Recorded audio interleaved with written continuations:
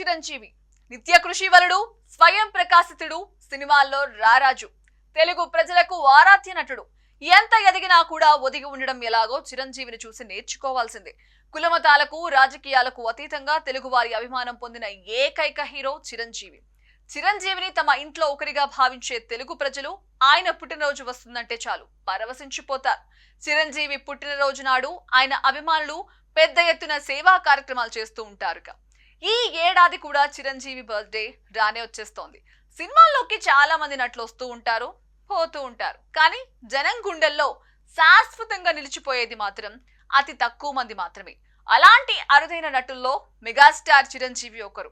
Commercial సినిమాల్లో అద్భుత విజయాలు సాధించి ఎవరెస్ట్ శిఖరం లాంటి ఇమేజ్ తెచ్చుకున్న ఆయన కేవలం మాస్ సినిమాలకే పరిమితం కాలేదు.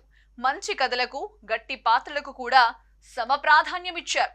పున్నమి నాగు, శుభలేఖ, రుద్రవీణ, స్వయం కృషి, ఆపద్ బాంధవుడు, ఠాగూర్, సైరా నరసింహారెడ్డి వంటి సినిమాల్లో ఆయన నటన ప్రత్యేకంగా ఉంటుంది. ఈ సినిమాలు చిరంజీవిలోని నటుడిలో ఉన్న విభిన్న కోణాలను చూపించాయి. నంది అవార్డులు, ఫిల్మ్ఫేర్ అవార్డులు, అలాగే పలు ప్రతిష్టాత్మక అవార్డులు చిరంజీవిని వరించాయి. అవార్డులు ఆయనకు ప్రోత్సాహం ఇచ్చిన, చిరంజీవి నటనకు ఇచ్చిన గౌరవమే అభిమానుల హృదయాల్లో ఆయనకు శాశ్వత స్థానం కల్పించింది. భారతీయ సినిమా రంగంలో ప్రత్యేక స్థానం సంపాదించుకున్న నటుడు చిరంజీవి.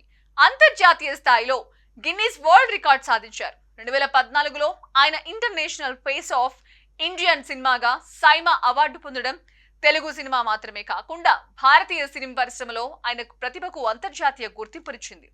సినిమాలే కాక సామాజిక సేవలోనూ చిరంజీవి ముందుంటారు. 1998లో ఆయన స్థాపించిన చిరంజీవి చారిటబుల్ ట్రస్ట్ అనేక సేవా కార్యక్రమాలను నిర్వహిస్తోంది. 2002 నుంచి 2006 వరకు వరుసగా 5 సంవత్సరాలు ఆయన best voluntary blood bank award పొందడం, 1999 నుంచి 2000 మధ్య అత్యధిక పన్ను చెల్లించిన హైయెస్ట్ ట్యాక్స్ పేయర్గా కేంద్ర ప్రభుత్వం గుర్తించి సమ్మాన్ అవార్డు ఇవ్వడం ఆయన సామాజిక సేవల పట్ల చూపించిన నిబద్ధతకు సాక్ష్యం.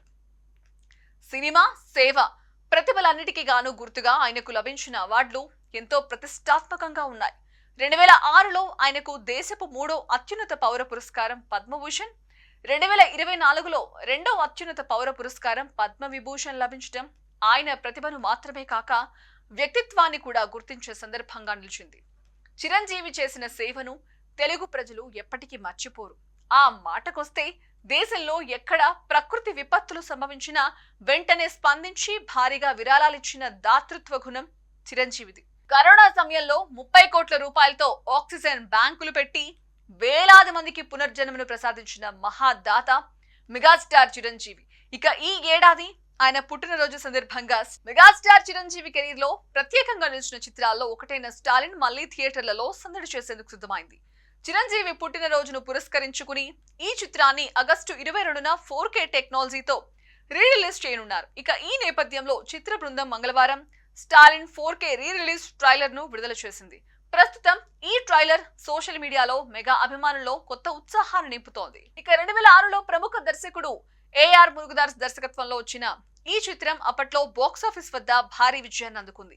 ఒక మంచి సామాజిక సందేశాన్ని, యాక్షన్, ఎమోషన్స్ జోడించి మురుగదాస్ ఈ చిత్రాన్ని అద్భుతంగా తెరకెక్కించారు. ఇందులో చిరంజీవి నటన, ఆయన పలికిన శక్తివంతమైన సంభాషణలు ప్రేక్షకులను విశేషంగా ఆకట్టుకున్నాయి. తాజాగా విడుదలైన 4K ట్రైలర్ లో ఆ పదునైన డైలాగులు, యాక్షన్ సన్నివేశాలు మరోసారి అభిమానులను అలరిస్తున్నాయి. రీ రిలీజ్ సందర్భంగా మెరుగుపరిచిన సాంకేతిక నాణ్యతతో స్టాలిన్ చిత్రాన్ని మరోసారి వెండితెరపై చూసేందుకు ప్రేక్షకులు ఆసక్తిగా ఎదురు చూస్తున్నారు. ఈ రీ రిలీజ్ కూడా మంచి వసూలు సాధించే అవకాశం ఉందని సినీ విశ్లేషకులు అభిప్రాయపడుతున్నారు.